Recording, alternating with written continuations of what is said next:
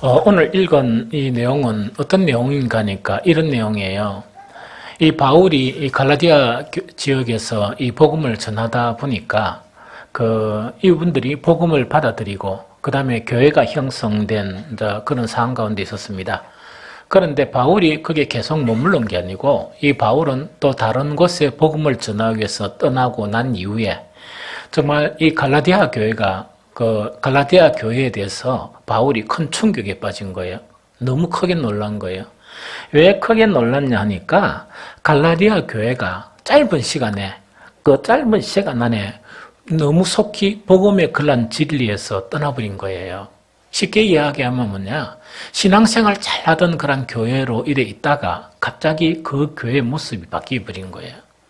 그런데 이것은 얼마나 심각한 문제였나 하니까 우리 7절 8절 근거로 보니까 그냥 그대로 두면 이분들이 이 갈라디아 교회가 그런 상태로 계속 신앙생활 해가게 되면 복음의 그런 목적 자체는 구원받는 거예요.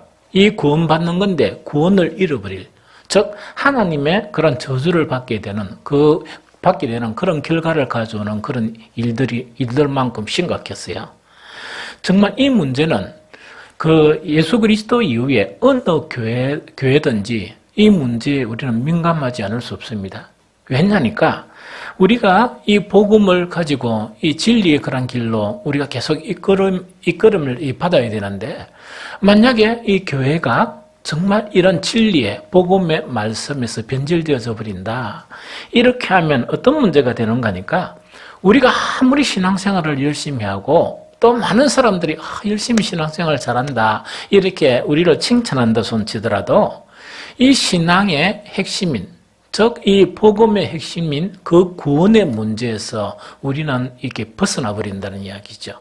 쉽게 이야기하면 우리는 우리 신앙생활을 그렇게 열심히 했는데도, 교회 생활을 그렇게 열심히 했는데도 결국은 구원을 받지 못하기 때문에 이 문제는 아주 심각한 거예요. 그래서 정말 이 갈라디아 교회가 왜 그렇게 빨리 이렇게 변질될 수 있느냐, 그 갈라디아 교회가 이 복음 안에 있다가 어떻게 그렇게 빨리 이 사람들이 그 복음의 그런 본질적인 부분에서 이탈될 수 있느냐 하는 그 문제를 이렇게 공부를 해봤어요. 해보다 보니까 보편적인 그런 결론을 요약해보면 이런 몇 가지 그런 결론을 우리가 가질 수 있어요. 첫 번째 뭐냐, 갈라디아 교인들의 다수가 이방 종교에 있다가 개종한 사람들이에요. 이 개종한 사람들이다 보니까 이 사람들은 다시금 자기들이 있었던 이방 종교로 회귀할 수 있는 그런 위험성이 다분히 있었다 하는, 이것은 좋은 그런 지적이에요. 다음 두 번째는 어떤 것을 가지고 이 사람들이 이렇게 속히 변질될 수 있었느냐, 이 갈라디아 교회 전체 구성 멤버가 이 신앙생활의 그런 기간이 오래된 신앙생활 한 사람이었고 초신자들이 많았다. 그래서 이 사람들은 속히 변질될 수 있었다. 이런 근거, 이 자체도 상당히 타당한 거란 근거예요. 그럼 세 번째, 이거는 가장 핵심적인 그런 이 내용이에요. 어떤 핵심적인 내용이냐니까 그 갈라디아 이 지경에 누가 있었느냐, 유대인들이 많이 있었어요. 유대인들이 있다 보니까 유대인들 자체가 예수 그리스도의 그런 복음을 변질시키면서 뭐라고 이야기하느냐, 너희들이 복음 있는 그 복음으로만은 구원받을 수 없고 정말 모세로부터 받은 그 율법의 가장 중요한 내용들을 지키지 않으면 너희들은 이렇게 구원받을 수 없다. 그러면서 구약 성경을 제시해서 특히 이 율법을 제시하면서 이들에게 이 접근을 한 거예요.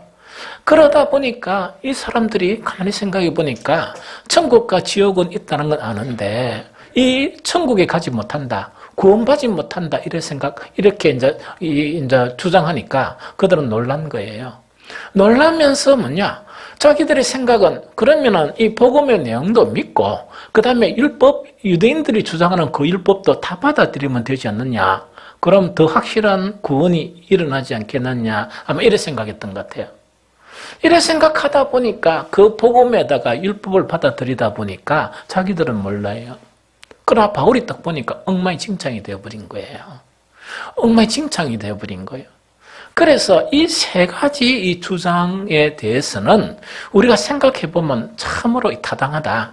참으로 이 갈라디아 교회가 이 속히 이렇게 변질되게 된 그런 주요 원인으로서는 정말 이 적합하다. 이렇게 이제 우리가 접근할 수가 있는데, 아무리 생각해도 뭔가 부족한 것 같아요. 아무리 생각해도 뭔가 이 원인이 좀 부족한 것 같다는 이야기죠. 그래서 갈라디아서를 자세히 이렇게 제가 읽어봤는데, 정말 이런 그런 주요 세 가지 원인들도 우리가 받아들일 수 있는 그런 요인이지만, 또 다른 우리가 이 빠뜨리면 안 되는, 정말 이 교회가 이렇게 변질되어져 버리는, 우리 한 사람 한 사람의 성도가 신앙생활 잘 하다가 이렇게 이상한 데로 이렇게 빠져버리는 이 원인이 있죠. 이 또 다른 한 가지 원인을 알게 되었습니다.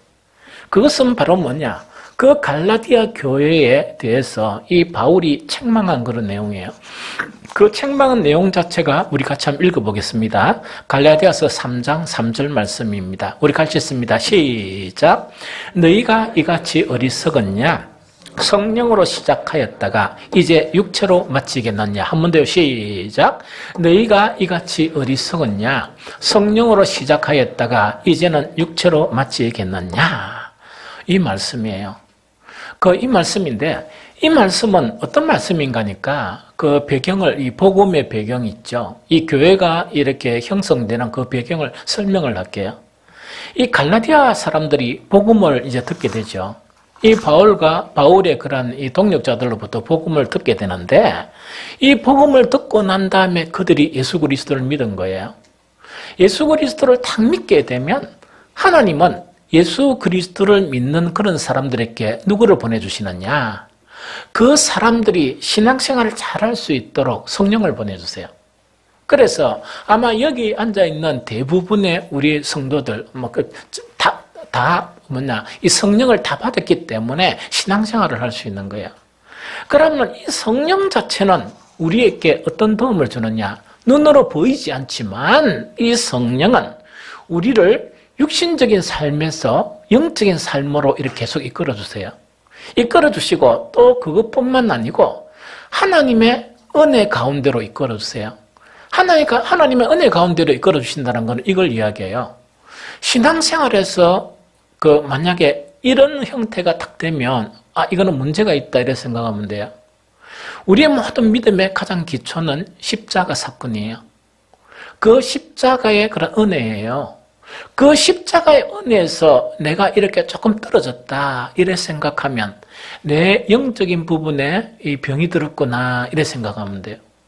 그러면은 이 성령은 항상 우리를 그 십자가의 은혜로 우리를 이끌어주세요.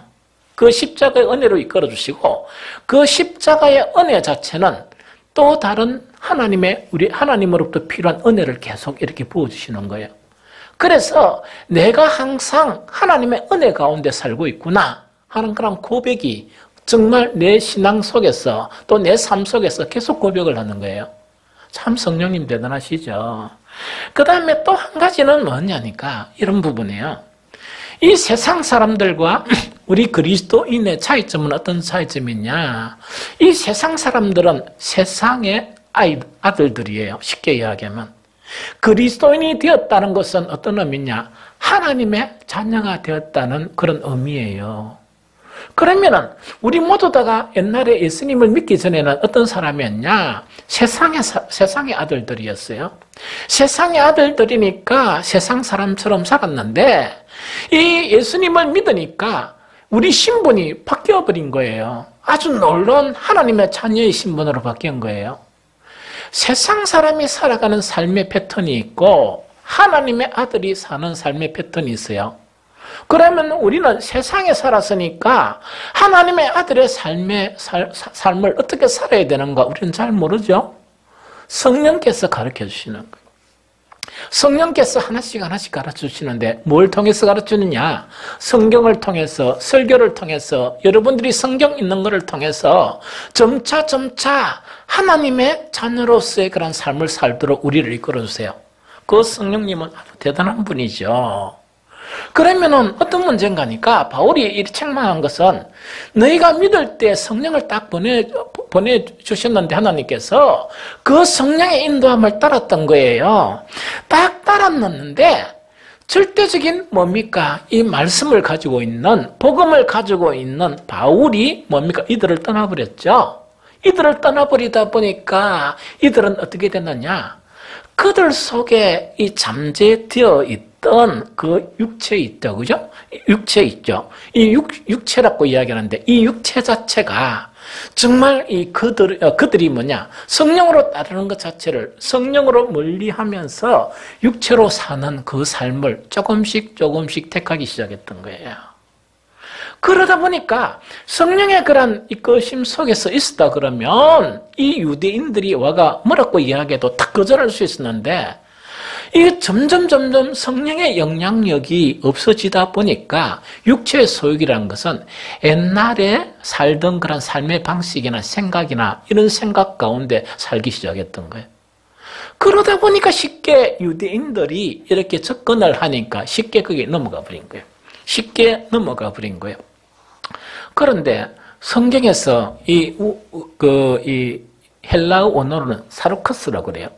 이 사르커스라는 이 육체라는 것 자체가 무엇인가 이 실체를 알려고 그러면 너무 광범위해요.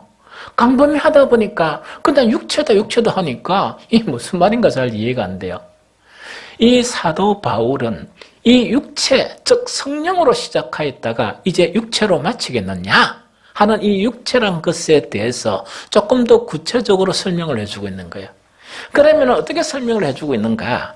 갈라디아서 5장 16절에 아주 구체적으로 설명하고 있어요. 우리 같이 한번 읽어봅니다. 5장 16절. 자, 시작. 내가 이르노니 너희는 성령을 따라 행하라. 그리하면 육체의 욕심을 이루지 아니하리라. 한 번 더 읽겠습니다. 시작. 내가 이르노니 너희는 성령을 따라 행하라. 그리하면 육체의 욕심을 이루지 아니하리라.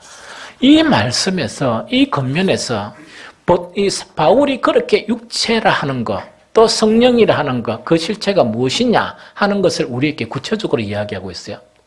보통 육체로 산다는 것을 아주 구체적으로 뭐라고 이야기하느냐? 우리 속에 있는 욕심을 이야기해요. 욕심. 우리 사람 속에 있는 욕심을 이야기해요. 그 사람 속에 있는 욕심 자체를 어떻게 표현하는가? 육체의 욕심이라 그래요. 즉 육체의 그런 욕심 자체가 있는데 이 육체의 욕심은 무엇을 갖다가 처음에는 성령을 따르다가 성령을 따르지 못하게 이렇게 인도한다. 즉 육체로 살게 한다. 그걸 이야기합니다. 여러분들요, 인간에게 있어 욕심이 있죠. 이 욕심은 아주 다양한 영역에서 이렇게 나타나요. 먼저 구분해야 될 거는 우리 인간이 소원을 하고 추구하는 거 있죠. 그거는 욕심이라고 부르지 아니에요. 그거는 좋은 거예요. 우리가 좀 편안하게 살고 이 세상을 살면서 이 천국처럼 살고 하는 그런 소망이 있죠. 추구, 이거는 우리 모든 그리스도인들이 가져야 돼요. 그런데 성경에서는 그 추구하고 이 소망하는 그 자체가 지나쳐버리면 그것을 뭐라고 이야기하느냐? 욕심으로 이야기해요. 그래서 이 욕심 자체는 아주 위험한 일을 일으킨다는 그거 이야기예요. 우리 안에 있는 욕심은 아주 위험한 일을 일으키는데 우리 인간에게 있어서 제가 잠깐 생각해 봤어요. 이 욕심이 어디에 숨겨져 있느냐? 그걸 생각해 보니까 정말 이루 말할 수 없는 수많은 영역에 이 욕심이란 게 딱 숨겨져 있어요. 그러면은 가장 예를 들면 뭐냐니까 우리에게 이거는 내 거다 네 거다 하는 거 있죠? 그걸 소유라고 그래요.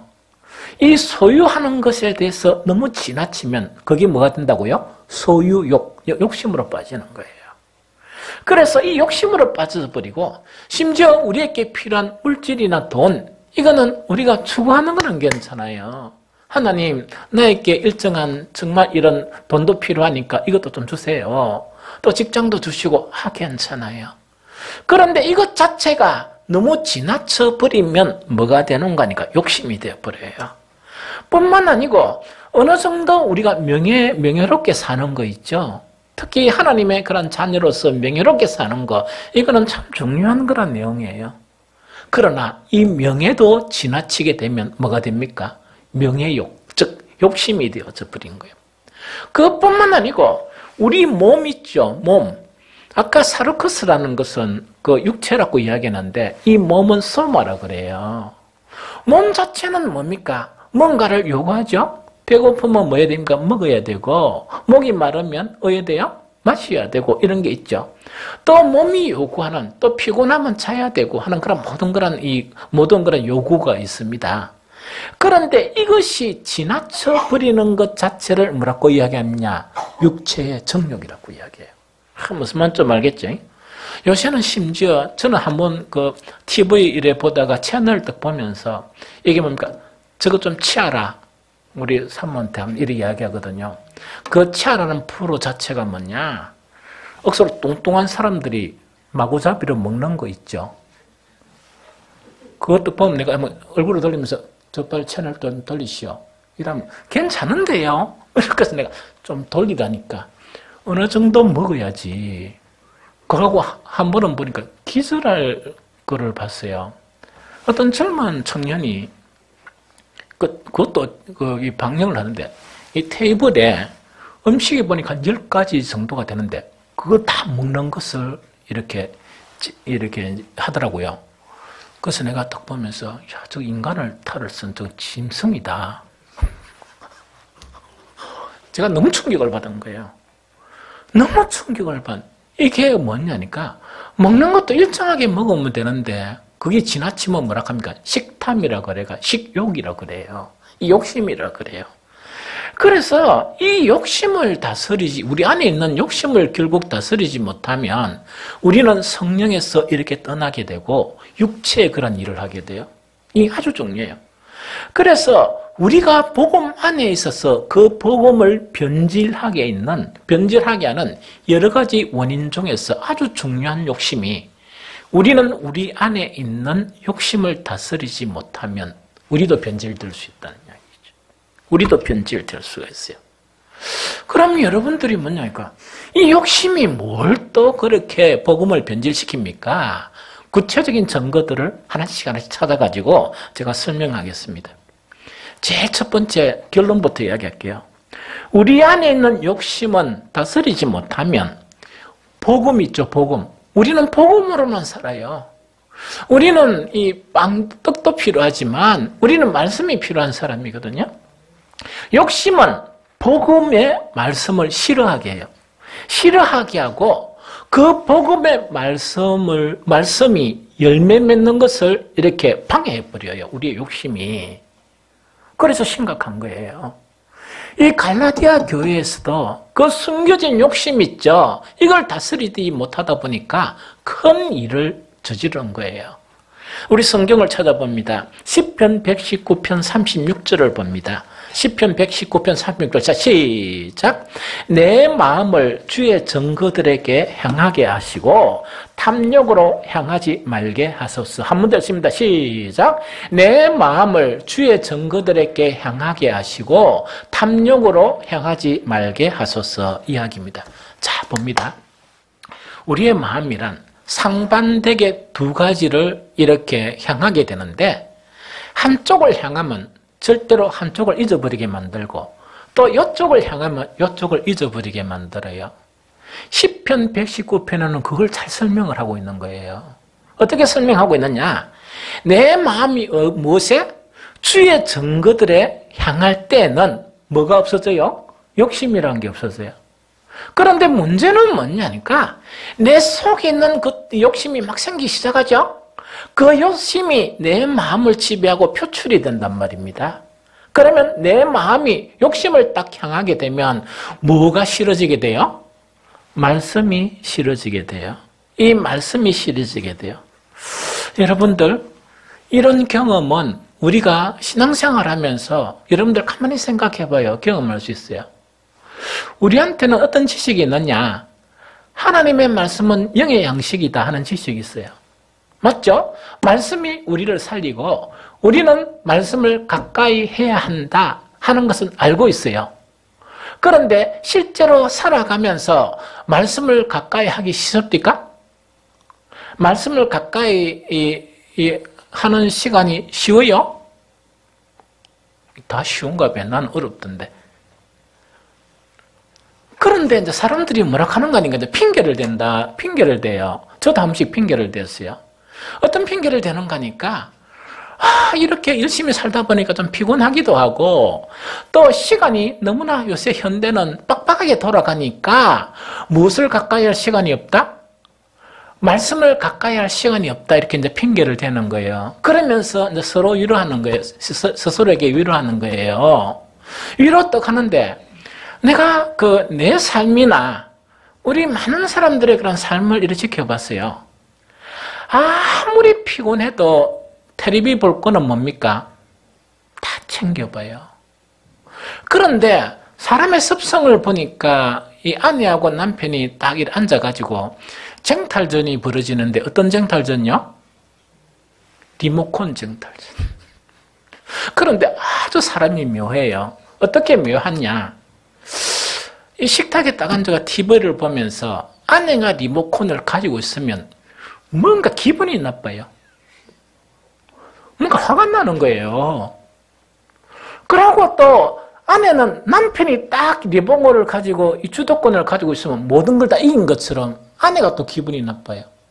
그래서 밥을 먹으면서 티격태격 하는 게 뭔가니까 리모컨 이리 내봐요 저리 내봐요 이래요. 요새 채널이 되게 많죠? 그래서 하는 것 자체가 뭘 하는 거니까 계속 이래 돌려요, 리모컨을. 왜? 별 재미가 없거든요.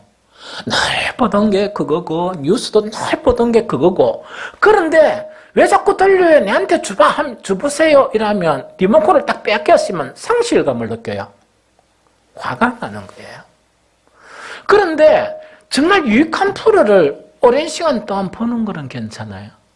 그런데 문제가 뭐냐? 돌리다가 시간을 다 보내요. 이 돌리다가 시간을 다 보내고, 이 재미없다 시간 보내고, 그러다 보니까 TV에서도 그걸 다 알고, 하는 사람들이 뭐냐? 우리 잠깐 광고할 테니까 무엇을 고정하라? 채널 고정하세요. 막 이런 식으로 해요. 재미나는 일이 벌어져요. 그런 시간은 많이 있는데 불구하고, 뭐냐? 말씀을 가까이 할 시간이 없다는 이야기. 두 번째, 텔레비만 문제가 아니고 텔레비 너무 싫다 탁 던진 거예요. 그런데 무엇에 빠지느냐? 공상에 많이 빠져요. 자기 전에 이 생각 저 생각 이 생각. 그런데 어떤 고민을 하고 건설적인 일을 갖다가 신경 썼으면 좋아요. 우리 사람들이 잠 못 자고 잠 안 자고 뒤척거리면서 생각하는 그 생각들의 대부분이 뭐냐? 전혀 불필요한 그런 공상들이 있죠. 그게 시간 엄청 보내요. 심지어 어떤 사람은 잠자리에 누우가 한 1시간 동안 공상하다가 지척거리다가 이 시간을 보낸대요. 공상하는 시간은 있어도 말씀을 가까이 할 시간은 없는 거예요. 이게 뭐냐? 우리 안에 있는 욕심 있죠. 그 욕심 자체가 우리의 마음을 지배하기 시작하면 어떤 현상이 벌어지냐? 말씀을 즐거워하고 말씀을 가까이 하는 그 시간이 안 되는 거예요. 말씀을 싫어하게 만드는 거예요. 이게 무슨 말이겠죠? 그래서 우리에게 있는 욕심은 구원의 말씀으로부터 우리를 떠나게 만드는 거예요. 이 욕심이 이만큼 심각한 거예요. 그 다음에 이런 성도들도 또 있어요. 디모데후서 4장 3절 4절에 보면 제가 그냥 읽을게요. 때가 이르리니 사람이 바른 교훈을 받지 아니하며 귀가 가리워서 자기의 사욕을 따를 스승을 많이 두고 또 그 길을 진리에서 돌이켜 헛단한 이야기를 따르리라. 한 번 더 읽어드릴게요. 때가 이르리니 사람이 바른 교훈을 받지 아니하며 귀가 가리워서 자기의 사욕을 따를 스승을 많이 두고 또 그 길을 진리에서 돌이켜 헛단한 이야기를 따르리라. 이 예언서예요. 이 예언이 그대로 지금 다 나타났어요. 이거는 무슨 말이냐? 이런 부분이에요. 정말 여기서 가장 핵심 자체가 어떤 핵심인가 하니까 그 사람이 바른 교훈을 따르지 않는 것은 뭐냐? 자기의 사욕을 따르고 있기 때문이다. 이런 결론이에요. 사욕이란 것은 우리 안에 정말 욕심이 있는데 이걸 딱 통제하면 되는데 이게 불출되어가 내 마음을 잡아버리는 거예요.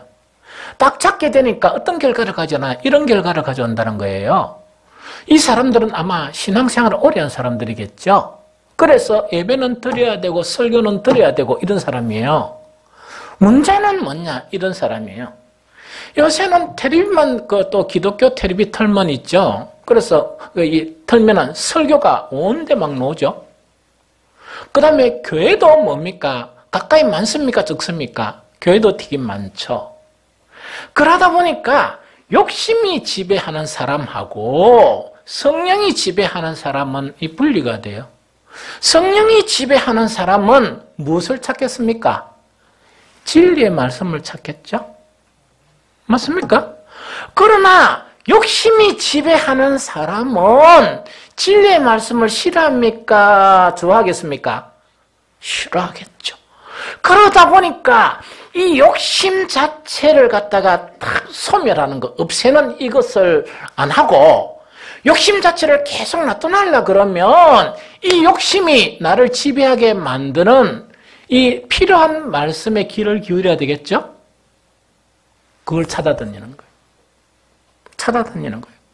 내 귀를 즐겁게 하는 말씀을 찾아다니는 거예요. 이것이 진리인가? 진리가 아닌가? 하는 것에 대한 고민이 없어요. 성령이 그를 지배했으면 그런 고민을 했을 거예요. 그런데 욕심이 그런 지배를 하다 보니까 나 욕심을 유혹하는 것은 절대로 하지 마라. 하다 보니까 참 복음 자체가 있는 곳을 안 가는 거예요. 안 가고 뭐냐? 내가 좋고 내가 편하고 정말 내 길을 즐겁게 하는 선생들을 찾아 헤맨다 하는 그 이야기예요. 이것 자체가 욕심 자체가 그 속에서 표출되는 갈라디아 교회가 그 욕심에 맞게끔 누구를 선택하게 됐다? 바울의 복음은 버리고 누구를요? 정말 유대인의 그런 거짓 교훈 있죠. 거짓 교훈을 할렐루야 이러면서 받아들이게 된 거예요. 그런데 이것을 어떻게 받아들였던 거예요? 교회 전체가 받아들인 거예요. 너무 심각하죠. 우리에게 있는 욕심은 너무 위험해요. 우리에게는 욕심 있죠. 이 욕심은 너무나 말씀하고 전혀 이렇게 다르다 하는 그것을 우리가 이야기하는 거예요. 또 한 경우를 이야기해 볼까요? 우리에게는 욕심은 얼마나 심각한 것이냐. 이렇습니다. 만약에 우리에게 욕심은 딱 있는데 욕심이 있으면은 말씀은 들어야 된다. 또 성경은 읽어야 된다. 이런 건 알아요.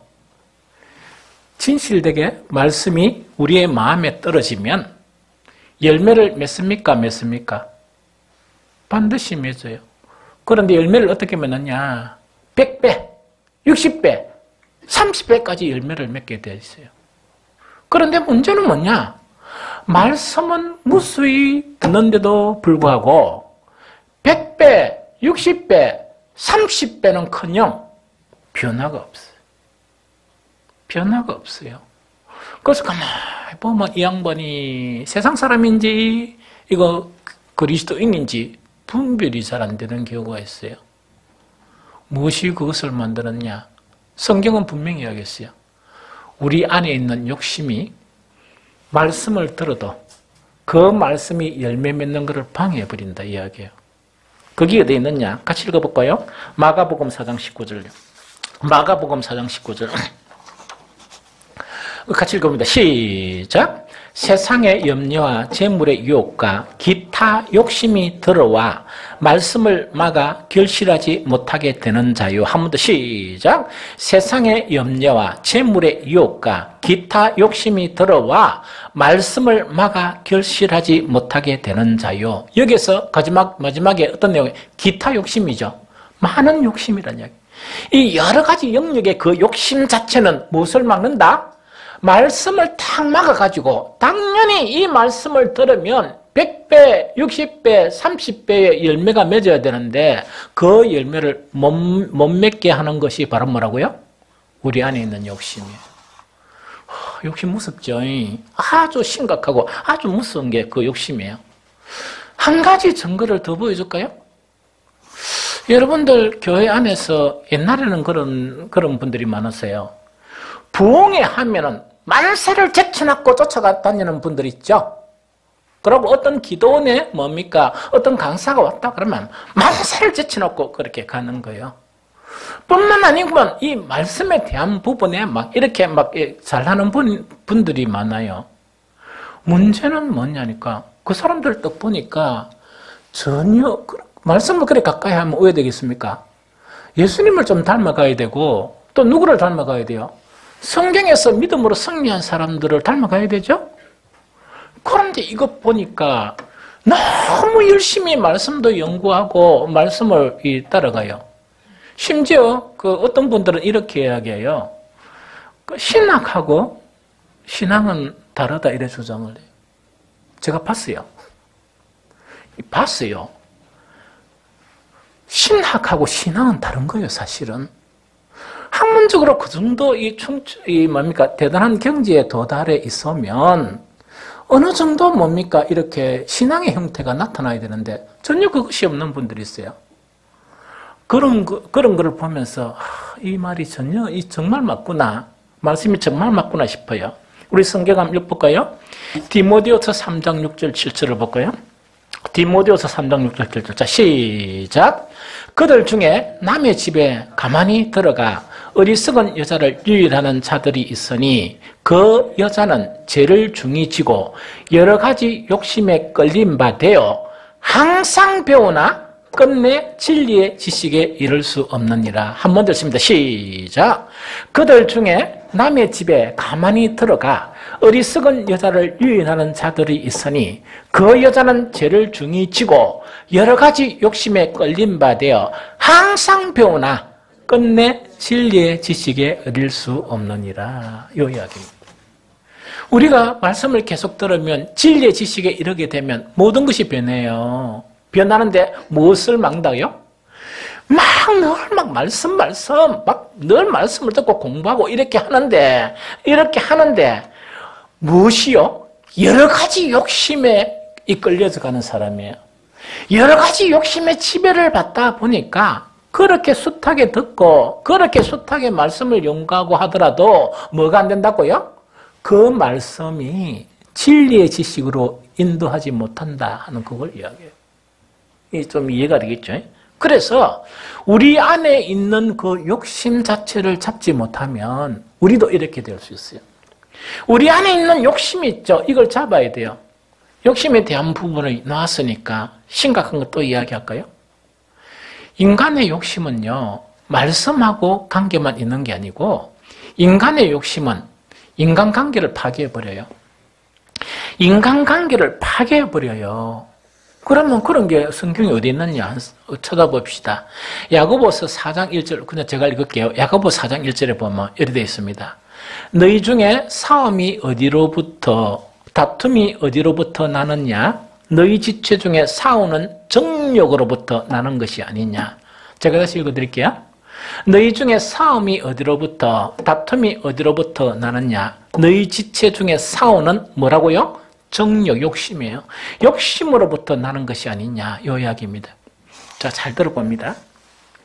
하나님의 말씀은 사람의 관계를 무엇으로 만듭니까?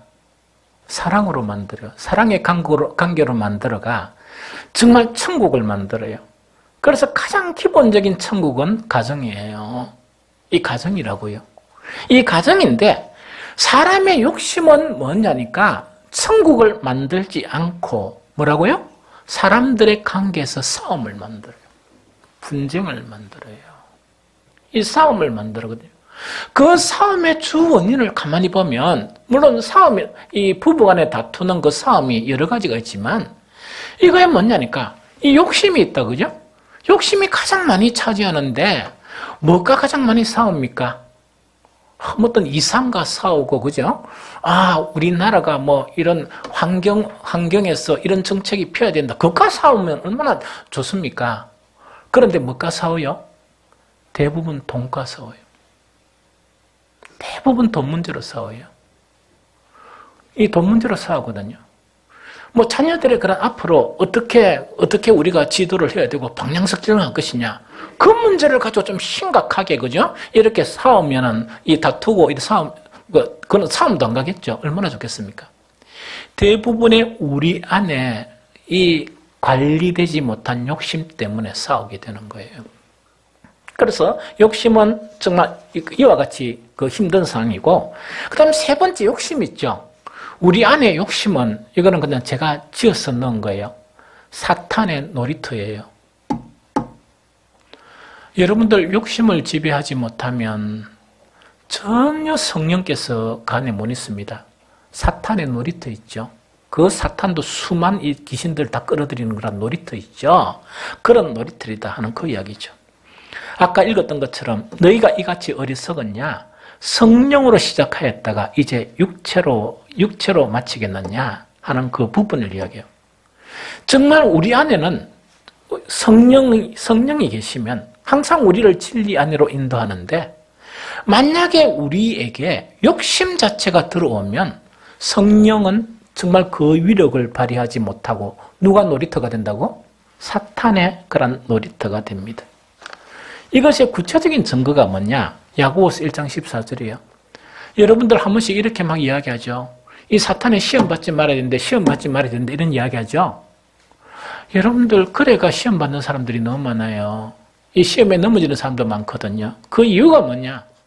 야고보서 1장 14절에 보면 아주 귀한 이 말씀이 있어요. 오직 각 사람이 시험 받는 것은 뭐라고요? 자기 욕심에 끌려 미혹됨이니라 이야기입니다. 자, 다시 이야기할게요. 각 사람이 시험 받는 것은 자기 욕심에 끌려 미혹됨이니라 이야기입니다. 그럼 이거는 뭐냐? 우리 속에 욕심이 있잖아요. 욕심이 있으면 어떤 부분에 보면 사탄이 우리를 시험하기 전에, 미혹하기 전에 우리가 먼저 누구를 부른다? 마귀들을 부른다니, 사탄을. 그래서 달라금 시험에 빠져버린다. 욕심이 그만큼 위험하고 욕심이 그만큼 위험한 것이다 하는 것을 이야기하는 거예요. 그러면은 마지막으로 간단하게 우리 욕심은 어떻게 다스려야 되느냐? 반드시 욕심은 다스려야 돼요. 그럼 성경 두 구절만 읽고 마치도록 하겠습니다. 베드로전서 2장 11절 다 읽어봅니다. 2장 11절 시작. 사랑하는 자들아, 거류민과 나그네 같은 너희를 권하노니 영혼을 거스려 싸우는 육체의 정욕을 제어하라. 여기서 이 제어한다는 것은 뭐냐? 멀리하다는 이야기입니다. 욕심을 계속 멀리하고 욕심을 계속 죽여야 한다는 그걸 이야기합니다. 두 번째, 디모데전서 6장 6절에서 9절을 읽어봅니다. 자, 시작. 그러나 자족하는 마음이 있으면 경건은 큰 이익이 되느니라. 우리가 세상에 아무것도 가지고 온 것이 없으며 또한 아무것도 가지고 가지 못하리니 우리가 먹을 것과 입을 것이 있은즉 족한 줄로 알 것이니라.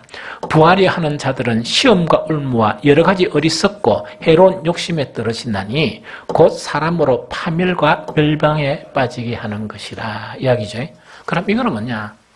여러분들 이렇게 사실은 가만히 좀 생각해 보면 이 욕심을 제어할 수 있는 방법, 하나는 욕심을 좀 버려야 되고, 하나는 가만히 생각해 보면 우리가 뭔가를 추구하고 막 이렇게 소원하고 있는 게 있죠. 그런데 가만히 생각해 보면 이런 경우들이 참 많아요. 즉 우리 가정에 생활을 하고 이 자녀들도 이렇죠. 그거 자체를 가만히 이렇게 수긍하면서 살펴보면 이것이 내한테 참 적합하다 이런 생각이 참 많이 들어요. 그럴 때 평온이 오는 거예요. 사실은 그걸 자족이라 그래요. 돈에 대한 문제도 마찬가지예요. 돈이 많이 있으면 좋겠다, 적게 있으면 좋겠다 막 이런 생각하잖아요. 그래서 나는 어떤 그런 사람들에게 뭐라고 이야기하는 거니까 이렇게 이야기해요. 돈이라는 거는 도는 거다. 도는 건데 이 돈의 욕심 자체는 어떻게 생기느냐? 잡으려고 하니까 욕심이 생긴다. 그러다 보니까 계속 스트레스가 쌓이고 정말 힘들어지고 이렇다. 그런 이야기를 하거든요. 그래서 지금 있는 걸로 만족하면서 또 하나님이 더 많이 주시면 더 많이 하고 또 되게 많으면 서로 나누고 이렇게 살면 되지 않느냐 하는 그 부분이에요. 우리에게는 욕심은요 아주 심각해요. 이 욕심을 잡아야 돼요. 이 욕심은 관리를 해야 되거든요. 그래서 그 욕심을 무엇으로? 우리가 추구하는 것으로 이렇게 그 안에 가두어 놔야 돼요. 그걸 가둬놔야 뭐냐? 말씀 자체가 말씀이 돼요. 또 말씀을 가까이 할 수 있어요. 이 욕심 자체를 추구 안에 이렇게 넣어놔야만이 말씀을 들으면 뭐가 된다고요? 열매가 맺기 시작해요. 우리를 진리 가운데 이끌리기 시작해요. 욕심 자체가 내 마음을 지배하게 놔두고 아무리 예배를 드리거나 아무리 이 말씀을 많이 이렇게 듣는다 할지라도 이것 자체가 지배하게 되면 내한테 듣고 싶은 말씀만 들어요. 왜? 욕심은 나를 구원으로 이끄는 생명의 말씀을 싫어해요. 싫어하거든요. 그래서 정말 그 욕심 자체를 잘 관리하지 못하면 우리에게 영적인 아무런 유익이 없고 이 욕심은 교회를, 즉 갈라디아는 그 교회 자체를 위험으로 빠뜨릴 수 있는 그 큰 힘을 가진 것이 욕심이에요. 욕심을 다스리기 바랍니다. 욕심을 버리시기 바랍니다.